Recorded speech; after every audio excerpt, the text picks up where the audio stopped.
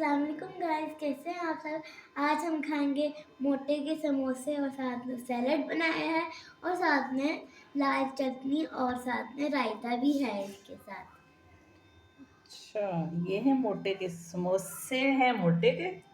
ठीक है, ये रायता भी मोटे का है, लाल चटनी भी उधर की है और ये सैलेड जो है ये हमने खुद घर बनाया है।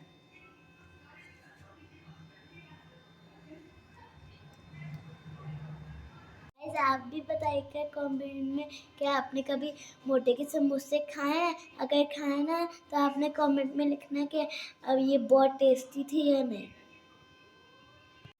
ऐसे हमने सलाद डालना है इसके ऊपर, ऐसे फिर हमने इसके ऊपर चम्मच से हमने डालना है रायता।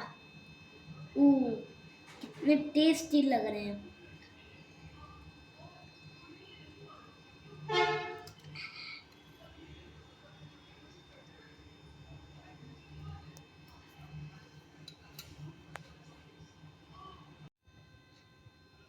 गाइस आप हमारी वीडियो को लाइक, सब्सक्राइब एंड शेयर कीजिएगा। अल्लाह हाफिज।